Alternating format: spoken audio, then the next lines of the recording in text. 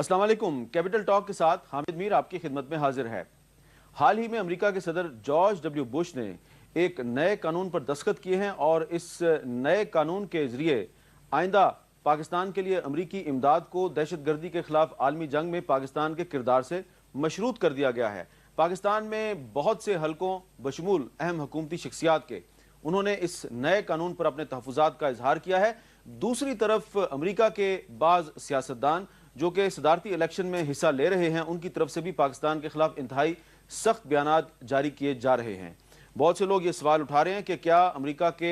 अगले सदारती इंतखाब का महवर इस्लामोफोबिया या पाकिस्तान दुश्मनी होगी, और पाकिस्तान की अहम हुकूमती शख्सियात के बयानात को सामने रखकर भी ये सवाल उठाया जा रहा है कि क्या पाकिस्तान दहशतगर्दी के खिलाफ आलमी जंग से खुद को अलग करने वाला है। इन अहम सवालात पर आज हम बातचीत करेंगे और हमारे साथ मौजूद हैं जनाब lieutenant general retired Talat Masood साहब, एक मारूफ दफाई तज्जिया निगार हैं, डॉक्टर तनवीर अहमद खान साबिक सेक्रेटरी खारजा, किसी तारुफ के मोहताज नहीं, और मेजर रिटायर्ड तनवीर हुसैन शाह जो कि पार्लिमानी सेक्रेटरी हैं बराए दफा।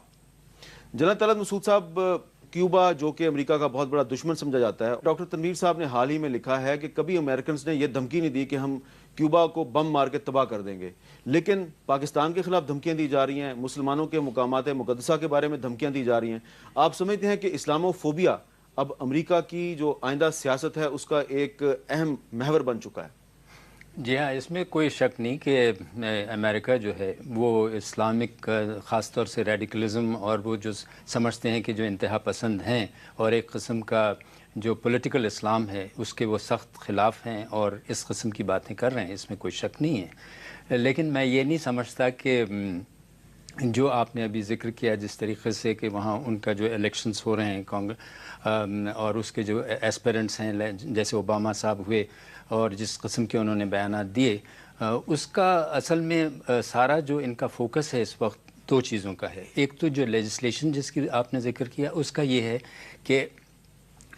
इनका ये ख्याल है कि अमेरिकन्स का कि पाकिस्तान में ट्राइबल बेल्ट में और ख़ास तौर से वज़ीरिस्तान में और बजौर में ये इलाक़ों में जो अलकायदा के लोग और तालिबान इस किस्म के हैं कि ये बहुत मुमकिन है कि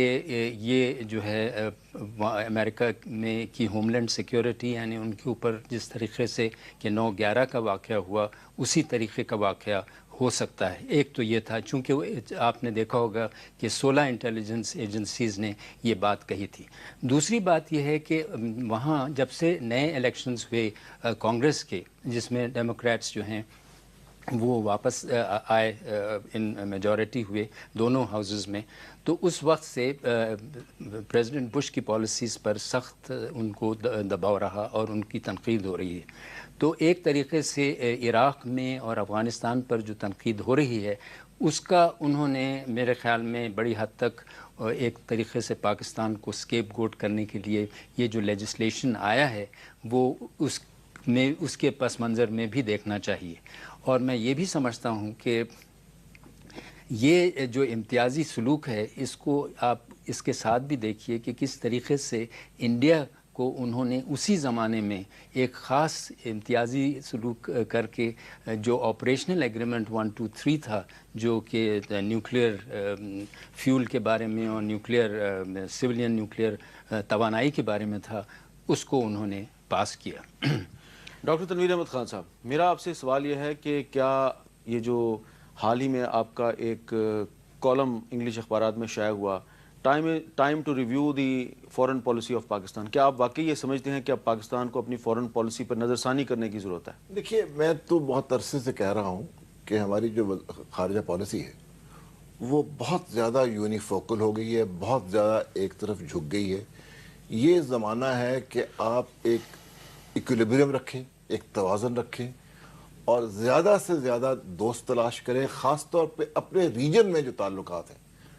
उनमें ख़ास तौर पे बेहतरी लाएं। हमारे यहाँ बदनसीबी से ये शुरू से ही चल रहा है, ये 50 की दहाई से ये चल रहा है कि हमारे यहाँ जो फैसला साज हैं, जो एक एलीट है जो फैसले करती है, उसका कुछ ऐसा वो एक झुकाव है, उनका दिल ऐसा कुछ जाके ठहरा है मगरब में कि वो तमाम जो अंडे होते हैं वो एक ही बास्केट में डाल देते हैं और उसके बारे में हम मुख्तलिफ फिर दावे करते हैं कि इस दफ़ा جو ہم نے الائنس کیا ہے یہ تو ایٹرنل ہے, یہ تو ابدی ہے. اور ایک حقیقی جو بنیادی حقیقت ہے وہ میں کہنا چاہتا ہوں کہ وہ شروع سے ہے, وہ صدر ایوب کو بھی درپیش تھی, مشرف صاحب کو بھی درپیش ہے, وہ مانے یا نہ مانے. وہ یہ ہے کہ اس خطے میں امریکہ کی جو فرسٹ پریفرنس ہے وہ ہندوستان کے ساتھ ایک اسٹریٹجک ریلیشن شپ ہے, مستقل ریلیشن شپ ہے. پاکستان کے بارے میں ہمیشہ یہ خیال رہا ہے اور ہے کہ یہ ایک مفید ملک ہے, اس کی ایک بہت اہم جیو پولیٹیکل اسٹریٹجک سچویشن ہے, اس کو وقتاً فوقتاً استعمال کرنا پڑتا ہے اور اس کی قیمت چکانی پڑتی ہے,